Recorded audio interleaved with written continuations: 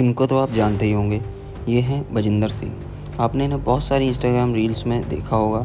अगर आप इन्हें अब भी नहीं पहचान पाएँ तो ये वीडियो देखकर आप इन्हें ज़रूर पहचान जाएंगे।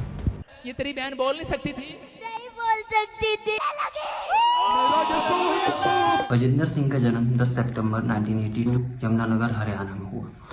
ये एक हिंदू जाट फैमिली से बिलोंग करते हैं और इन्होंने अपने आप को सेल्फ प्रॉफिट डिक्लेयर किया और इस बात का दावा किया कि ये चमत्कारी तरीके से लोगों का इलाज करते हैं और उनकी आत्मा को मुक्ति प्रदान करते हैं। लगभग साल 2010 में जब ये एक मर्डर केस के लिए जेल में थे, इन्होंने हिंदू धर्म छोड़कर क्रिश्चियनिटी को अपनाया। इसी तरीके के प्रोग्राम्स ये चलाते थे जिसमें ये दावा करते थे कि ये लोगों का इलाज करते हैं और इसीलिए सोशल मीडिया पर ये बहुत ज़्यादा पॉपुलर भी हुए। हालांकि इनको बहुत से लोगों ने इस चीज़ के लिए क्रिटिसाइज भी किया। बात है 2018 की, जब जीकापुर पुलिस स्टेशन में एक महिला ने बजिंदर सिंह के खिलाफ एफआईआर दर्ज कराई। उन्होंने उन पर ये आरोप लगाए कि बजिंदर सिंह ने उनसे ये वादा किया कि वो उन्हें उनकी विदेश जाने में मदद करेंगे और मोहाली स्थित अपने एक घर में बुलाकर उनके साथ बलात्कार किया। न केवल बलात्कार किया बल्कि उसकी वीडियो भी बनाई और उनको ब्लैकमेल किया कि अगर वो उनकी डिमांड्स को नहीं मानेंगी तो वो उस वीडियो को सोशल मीडिया पर अपलोड कर देंगे। बजिंदर सिंह के खिलाफ आईपीसी की धारा 376, 323 और 506 लगाई गई। न केवल बजिंदर सिंह बल्कि इस अपराध में सत्तार अली, अकबर, जतिंदर और संदीप भी शामिल थे। 1 अप्रैल 2025 को मोहाली कोर्ट ने बजिंदर सिंह को लाइफ इम्प्रिजनमेंट की सज़ा सुनाई और पटियाला जेल भेज दिया। एडवोकेट अनिल सागर, जो कि विक्टिम के काउंसिल थे, उन्होंने कोर्ट से दरख्वास्त की कि बजिंदर सिंह को कड़ी से कड़ी सज़ा दी जाए और डीजीपी से ये आग्रह किया कि विक्टिम को प्रोटेक्शन दी जाए क्योंकि उनकी जान को खतरा हो सकता है। ये कोई पहली बार नहीं है जो बजिंदर सिंह जेल में रहेंगे। साल 2000 में मर्डर के आरोप में बजिंदर सिंह जेल में रह के आ चुके हैं। इसके अलावा उन पर कई सारे आरोप भी लगे हैं, कई सारे वीडियोस भी वायरल हुए हैं जिसमें वो महिलाओं के साथ गलत व्यवहार करते हुए दिखाई दिए।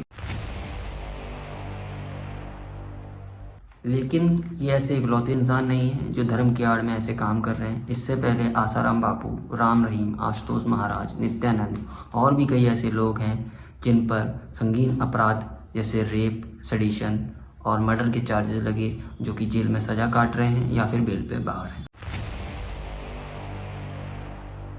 सवाल ये आता है कि क्या इंडिया में ऐसा कोई कानून नहीं है जो इन चीज़ों को रोक सके? तो हमारे देश में बहुत सारे ऐसे कानून मौजूद हैं, जैसे drugs and magic remedies act 1954, जो उन लोगों पर रोक लगाता है जो स्पिरिचुअल तरीके से सीरियस इलनेस को ट्रीट करने का दावा करते हैं। यहाँ तक कि आईटी एक्ट 2000 भी उन लोगों पर रोक लगाता है जो डिजिटल तरीके से सोशल मीडिया के थ्रू या डिजिटल एड्स के थ्रू या किसी भी ऑनलाइन मीडियम के थ्रू इसी तरीके के दावे करते हैं। इसके अलावा अलग अलग स्टेट्स ने अपने अलग अलग स्पेसिफिक लॉज बना रखे हैं इन्हीं सब चीज़ों को रोकने के लिए। आईपीसी की धारा 415 और 505 भी मौजूद है ताकि इन चीज़ों को कम किया जा सके। जैसा कि हम सभी जानते हैं कि हमारा भारत देश अनेक प्रकार की संस्कृतियों और धर्मों के लिए जाना जाता है।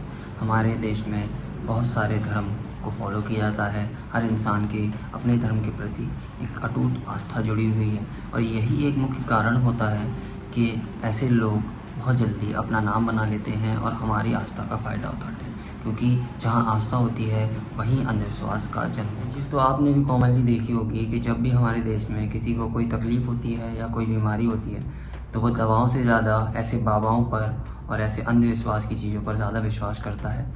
ये कहानी सिर्फ किसी एक धर्म की नहीं है, हर धर्म में इस चीज़ को माना जाता है, इसी चीज़ को फॉलो किया जाता है। हालांकि शहरों के मुकाबले गाँव में ऐसी चीज़ों का चलन ज़्यादा देखा जाता है, क्योंकि गांव ही ऐसा एक क्षेत्र है जहां पर एजुकेशन इंडिया में अभी इतनी नहीं पहुंच पाई है, या हम कह सकते हैं कि गांव में एजुकेशन का अभी अभाव है।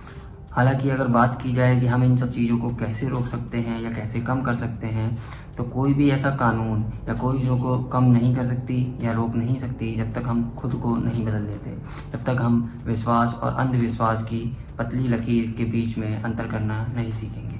बाकी कमेंट्स में आप भी हमें बता सकते हैं कि हम कैसे इन सब चीज़ों को रोक सकते हैं और कैसे इन सब चीज़ों पर हम काम कर सकते हैं।